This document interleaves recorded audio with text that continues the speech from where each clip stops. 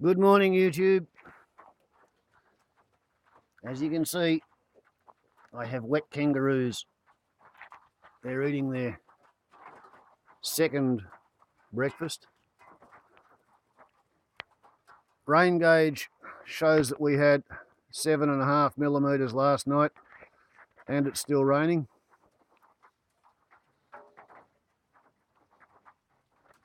Out there in the clearing, it was 3.5 degrees this morning.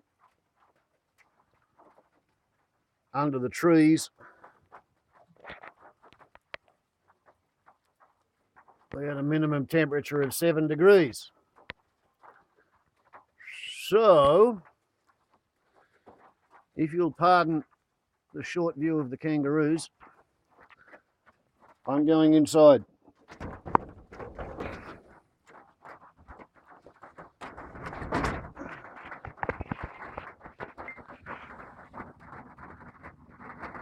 Where it's 26 degrees. The potbelly's warmed up to the point where bits of it are glowing blue. It's much more congenial for drinking coffee and talking on YouTube.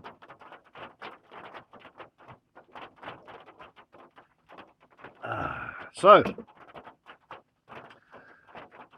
what are we making this movie about? That's right. Call-out culture, recognition, and doppelgangers. Trying to answer two of Laura Leela's movies. Hi, Cathy, how you going? Why not? As you can hear from the roof, it's raining. Not much else a hermit can do on an endangered species sanctuary in the rain but catch up on YouTube, and I've been meaning to say good day to you for a while. Thanks for your comment underneath Kangaroo Breakfast Restaurant. Yes, it's a case of everything's going pretty well at the moment, Cathy. So, to your movie Call Out Culture, which went up a couple of days ago, and you've got 6 questions there. How would you define the call-out culture? Do you think it serves a useful purpose? If so, what? If not, is there anything that can be done to change it to a more valuable and beneficial culture? What would you like to see replace it, if anything? Do you participate in it? How? Do you enjoy it, find it distressing, or something else? Please specify. Okay. How would you define the call-out culture? I'd say it's an extrapolation, Cathy, of the American cowboy Western culture. The mostly fictionalised, romanticised vision of puritanical, strong, independent characters who will brook no opposition, and in either a card game or a personal disagreement, they will call each other out. So in the card games, they call for a show of hands to see who's bluffing and who's actually holding. In their arguments, they visualise themselves as wearing a Colt 45 revolver, what they called a peacemaker, because it meant that a man who was 5 feet tall was just as strong and muscly as one who was 6.5 feet tall, because it doesn't matter how many muscles you've got. If somebody holds a gun on you, you still tend to stop being aggressive, or they fight to the death. So, yeah, in the black and white Western movies and television shows, Bonanza, Shootout at the OK Corral, the Rifleman, stuff like that, the characters were constantly calling each other out. And it's basically an American Hollywood Disneyland cultural version of challenging somebody to a duel. It's evolved or devolved or extrapolated to the point where on YouTube anyway, anytime some people find fault with some other people's videos, they call them out. And either they're asking to have a flame war or they're picking holes in the argument. That's kind of how I think I would define the call-out culture. It's an extrapolated, and I won't say whether it's an evolved or whether it's a degenerated, but it's an extrapolated version of the American cowboy culture in penny dreadful Western novels that have been circulating since the 1880s, I guess. Okay, question 2. Do I think it serves a useful purpose? Yeah, I think it does, pretty much up to a point if it's done in the sense of constructive criticism. I would say the diametrical opposite to a call-out culture is the three monkeys of corruption. When I was a kid in the 60s, I'd never heard of them until I visited a friend's house, and there was a little mass-produced sculpture of these three monkeys sitting on a bit of wood. And one was covering its ears, and one was covering its eyes, and one was covering its mouth. And I said, "What's that?" And they said, "Oh, that's the three wise monkeys." I said, "What do you mean the three wise monkeys?" And they said, "Well, one monkey sees no evil, another monkey hears no evil, another monkey says no evil, speaks no evil. And if everybody was to do that, then the whole community and society would be fine because there wouldn't be any gossip." And I thought, well, but hang on. What that means is if somebody sees something that's bad that's going on, they look the other way and pretend they didn't see that. "Oh, no, I've got my Nelsonian eye to the telescope." Somebody else hears something go down that's wrong and bad and evil and wicked, and they say, "Oh, no, la, la, la, I got my fingers in the ear. I can't hear anything going bad because life's just pan-glossyingly wonderful." And another person said, "Oh, I'm not going to say what I know because, like that would be spreading evil." The call-out culture is the opposite of the three monkeys of corruption. The call-out culture is a bunch of vigilante extremists who run around finding fault with everything that everybody else does. And obviously, there are some instances when pretending not to see, pretending not to hear, pretending or making sure you don't speak of what you have seen and what you have heard, that is going to oil the waters of troubled human interaction. But there are other times when you have to speak out. There are some times when speaking out is useful. I mean, sometimes it's just ego defense, like you and I in Zombie Picture Show were in a collaborative video put together by Meta Sage. I took it seriously, you took it seriously. Zombie Picture Show told a story about being attacked by a box jellyfish while he was surfing off the beach at Melbourne. That went over really well with everybody who does not live in Australia, but I live in a place where I know that Melbourne is built on a bay, and bays don't have surf beaches. And I also know that box jellyfish don't come south of the Tropic of Capricorn, and Melbourne's not within 1,000 miles of where you can swim in the water with a box jellyfish in nature. So yeah, I called him out. I called him a liar. I said he was a bullshit artist because people were believing his stories. And I have a predisposition against liars because I used to be a liar, and I learnt the error of my ways in the dock in court. And it was so humiliating, I decided I wasn't going to tell any lies after that. I became socially dysfunctional and get a pension for telling the truth in public places. But yeah, I called out Zombie Picture Show because I thought it was important. A couple of days ago, I was watching a video by 55L of 2007K regarding this Mr. Foley, the journalist who's been kidnapped by 3 different bunches of extremists in 3 different foreign correspondent freelance assignments that he's gone on, and he's now, apparently, according to the authorities, he's supposed to have been beheaded with a sheath knife with a 6-inch blade. I had not seen the video. I'd seen some stills from it. I'd heard the brouhaha and the populist explosion and my Prime Minister says this is the most wicked personification of evil that it's possible to imagine. One American alleged journalist had his head cut off with a knife. According to my Prime Minister, that beats Auschwitz. That beats Hamburg and Dresden and Hiroshima and Nagasaki. According to my Prime Minister, that beats all the pedophile priests and all their victims. It beats the stolen generation. It beats gas attacks in the First World War. The personification of evil for my Prime Muppet is one video, edited, put together, which doesn't actually show a beheading. It shows somebody applying a knife to somebody's apparent throat, sawing the knife backwards and forwards, anywhere from 3 to 6 times, and a complete absence of blood, fading out to black, and then a head sitting on top of the prone body. Well, Ella goes into all of the reasons why that appears to be an edited Hollywood production. I would say further to that, I would say that I am not unacquainted with the performance and the properties of a sheath knife. This being the Bowie that my grandmother gave me for Christmas when I was 6.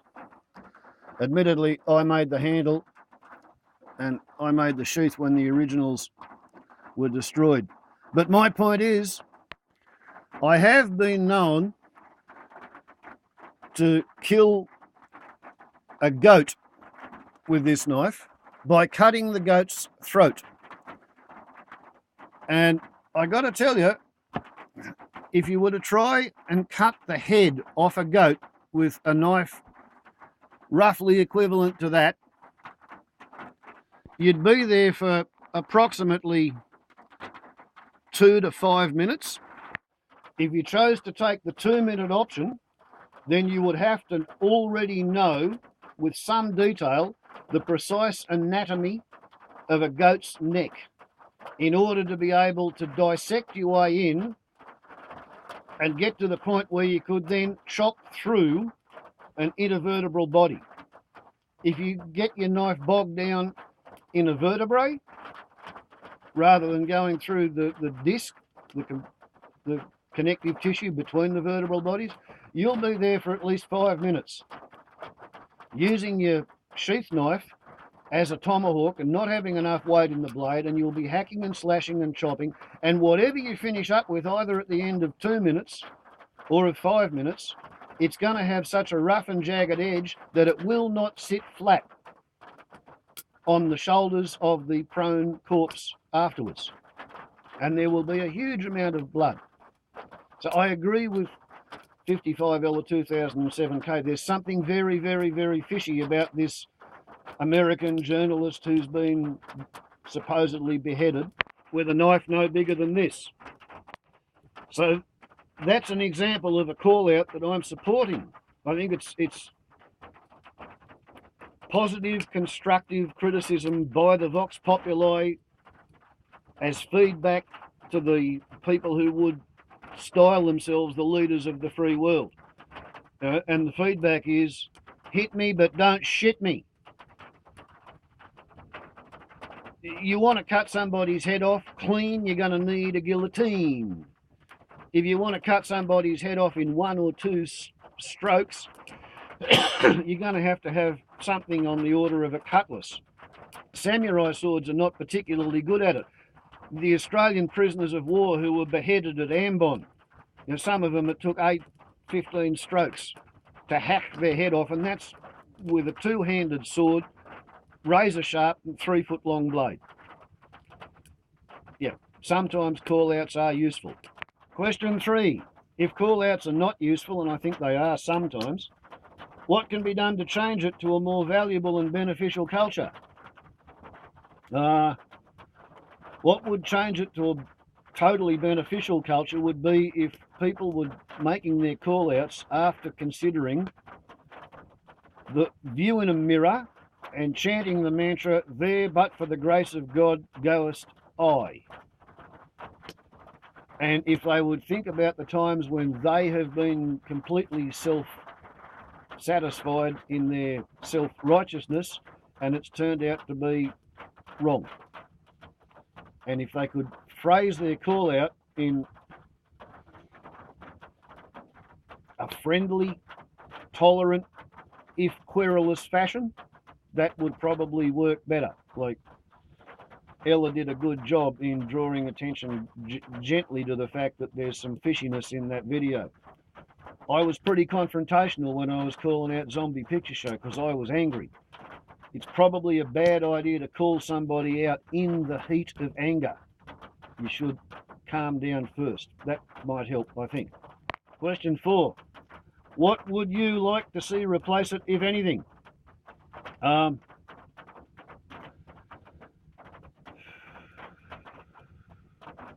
culture wherein everybody goes after a common view of the truth while allowing everybody to have their own perspective. So you can have your own ideas on why gravity is an attractive force between all mass in the universe, such that the amount of force is the product of their masses divided by the square of the distance between them. If you agree on that, then you can get out of the way of a falling cricket ball. But everybody is allowed to have their own personal ideas as to what makes it happen and why it is so, and how did it come to be that way. It's just a friendlier version of the call-out culture, going for constructive criticism rather than a knockout, drag-down victory, or knock-down, drag-out victory.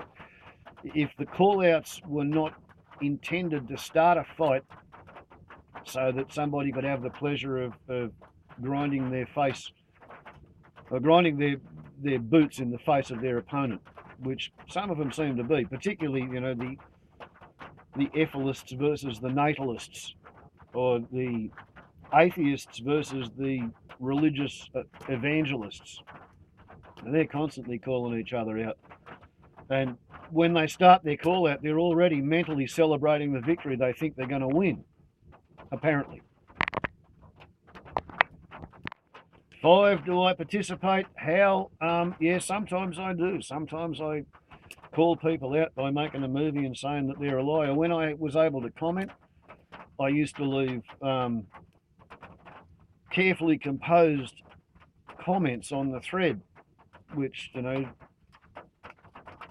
were intended to draw people's attention to the fact that other viewpoints existed. That's not possible at the moment. I still don't know what the hell's happening with Google Plus and Gmail. Last night, my daughter dug into a desktop computer with a connection to the internet, and we discovered that my efforts to create a Google Plus account using a mobile phone were in fact successful. We've now set up a G Plus account that's linked to my Google Plus account and to my YouTube channel, and for some bizarre reason, although the old Nokia 6120 Classic can get onto my YouTube channel and allows me to edit the titles and settings, the Nokia Asha 300, which has been activated, it won't. The new one refuses to sign in.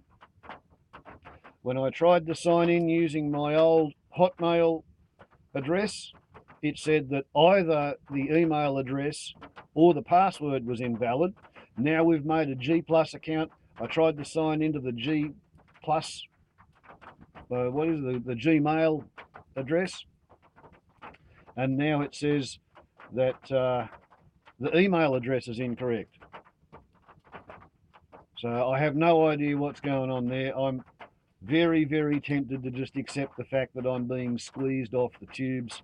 I've noticed that in the last fortnight, it doesn't matter what quality movie I upload, when I try to download it and watch it, it still comes out as low definition, highly pixelated, very blurry, horrible visuals. So I'm pretty peeved about that.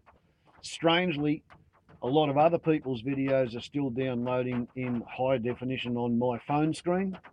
So I don't know what's going on there. Maybe it's just a phase that YouTube mobile is going through, but at the moment, yeah, it's getting harder and harder.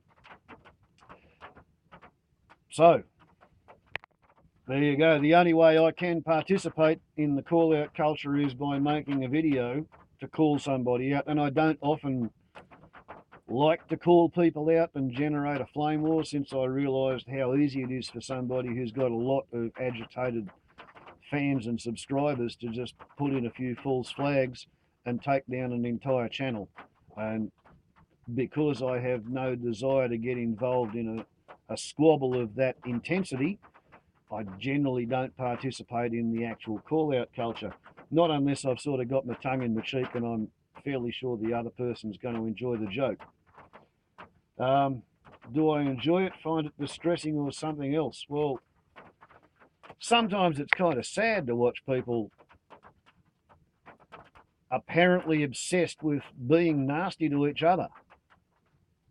And sometimes it's an attractive proposition. You see somebody or hear somebody who you would dearly love to take their argument and stuff it sideways back down their throat. But in the grand scheme of things, it comes under the heading of judge not thy fellow human, lest thine own heart/soul be weighed against the feather of truth and found to be wanting.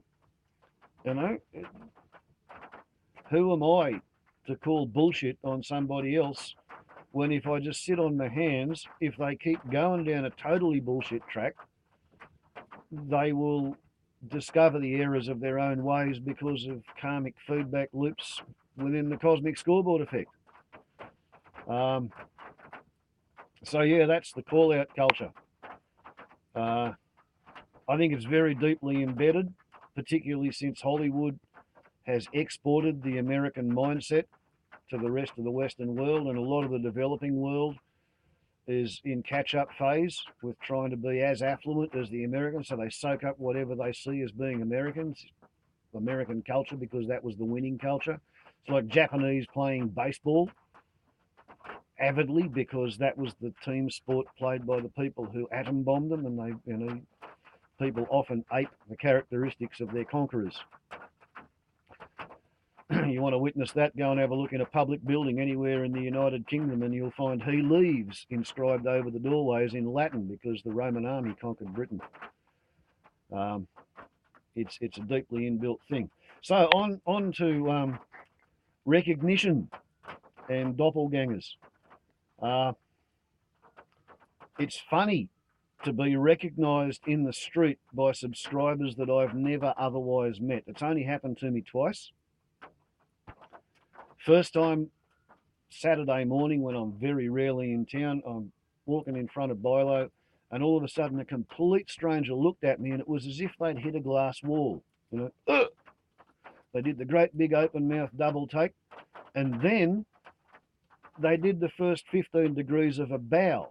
It wasn't an actual genuflection, but definitely they bent forward, head down to the ground, and then looked up, eyes lit up again. Oh, yes, it is. It's you. It's Waffles on a Lot. And then there was another double take as she realised that Waffles on a Lot might be how she's been thinking of me in her head, but it's not actually the channel name. I thought it was absolutely hilarious. It was great fun, Alternative name for the Warbles on a Lot, it's Waffles on a Lot. At least that's how the first subscriber to ever recognise me in a public place reacted.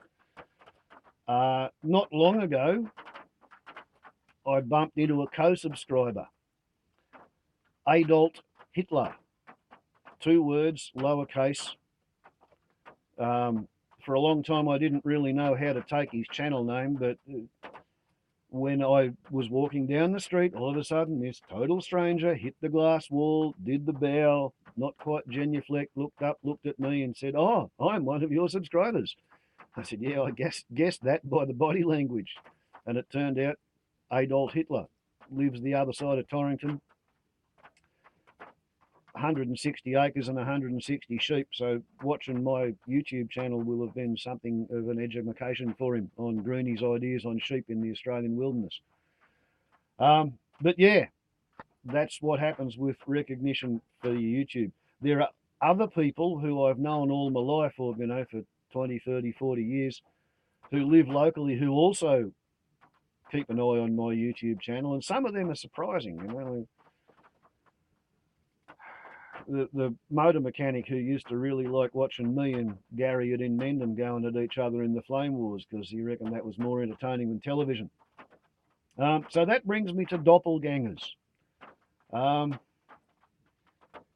Yeah, doppelgangers is a funny thing, Laura Leela. I think it's hilarious that you've walked into a shop to buy something, I'm assuming it was a pot plant or a cherry tree or something to put in your garden, and you've been accused of having a personal liking for that item because somebody who looks just like you buys a lot of them there. And we have had conversations previously where you've told me that you have doppelgangers all over the place and you're constantly being told that you look like people. Well, as I have told you, Laura Lila, I know where roughly where a doppelganger of yours lives, about 100 miles from here. And actually, the first time I saw you on YouTube, Laura Lila, I'd already listened to some of your poetry and I liked the poetry. And therefore, because I already liked the poetry and we'd had, friendly comments in the threads, when I saw that you looked just like the doppelganger that lives 100 miles away, I sort of gritted my teeth and said, well, like she always sits a long way back from the camera and maybe I am mistaken. And then later on, I realized that, Cathy, your voice is very much like the particular British Midlands regional accent that your doppelganger reverts to in moments of either complete relaxation or high stress. In the mid-range, she speaks in a sort of Australianised British accent. But yeah, okay, so Cathy sounds like the doppelganger as well. And finally, when I heard that you were once upon a time a practicing clinical psychologist, I nearly ran away a mile because I've got some headspace issues, and talking to people who are qualified in psychology is a bit threatening for somebody who gets a pension for being a nut. And yeah, I seem to recall when I first confessed to you that I knew this doppelganger, and she looked and sounded a lot like you. You explained that you grew up pretty close to the town where the doppelganger was born and grew up until she was 11. And as we've been friends on YouTube, other sort of parallels have raised their heads. Like you have relatives in Ukraine, and on your father's side, I think your father's father ran away from Germany. The doppelganger's mother is German and her father's Hungarian. And they moved to England, and she was conceived and born in England before being transplanted. And the doppelganger would sort of kind of like to be an artist and a bit of an intellectual and a philosopher. You actually are an artist and a sculptor and a poet and a philosopher, and you live in a cottage in Cornwall. And I eventually came to the conclusion, Cathy, that the doppelganger is sort of like a mad woman's cover story, and you are the person the cover story was written around. And I often wonder what would have happened if the doppelganger had never been transplanted out of England at the age of 11 to the Antipodes. Perhaps if she'd lived in England, she would have turned out to be a whole lot more like you than she is like she is. So yeah, there are doppelgangers and there are doppelgangers, and you've apparently got some really close copies. I know the one that lives 100 miles from here, and it is uncanny. And in terms of uncanniness, it's entirely, well, it's possible that it's a benevolent feature of the universe, which can work to good effect. I mean, when I'd been talking to you, Laura Lula, for about 18 months on YouTube, and I was completely desensitized to the appearance and the sound of a woman who looks like you, I bumped into the doppelganger, and I hadn't seen her for 10 years at that point. And instead of reacting in the old confrontational manner, I just said, "G'day, how are you going?" Because contact with you over the YouTube had desensitized me to the appearance and to the sound of somebody who I had spent years being alarmed by. So yeah, doppelgangers are a funny thing. But for example, there's a picture of the doppelganger at my son's 2nd birthday. There's a picture of your doppelganger, Cathy, teaching my son Matthew how to sit astride a Shetland pony up in the area of burn number 10 in the Hazard Reduction Burn Series Solo Operation Program, which I've been posting regularly. There's a picture of your doppelganger expressing her delight at having purchased a cardboard space shuttle, which she picked out of a mail order catalogue for our son. And I reckon the resemblance is startling. And of course, it's not merely the physical resemblance and the auditory resemblance that can be startling. There are other things that run parallel too, in the sense that, well, your children and my children have similarities in their names, in that, you know, we both have boys with the same name, we both have girls with the same name, and my daughter went under the pseudonym, an alias, which was your other daughter's name. So yeah, there are people who apparently do run in separate but parallel grooves, where not only do they look and sound the same, but they have other broad, sweeping generalization type parallels with their doppelgangers. I think it's curious. I think it's probably significant. I think when you encounter your doppelganger or a doppelganger of somebody that you know or have been connected with, there is the opportunity to read way too much into it.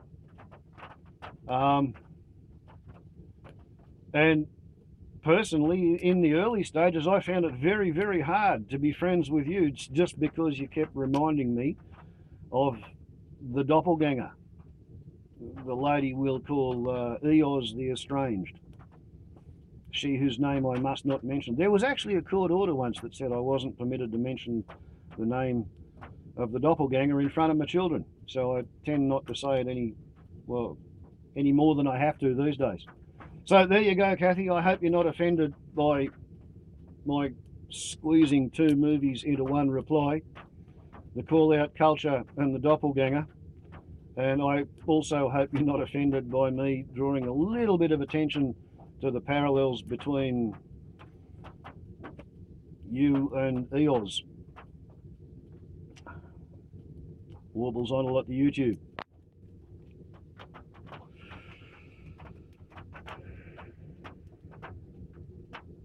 Ciao.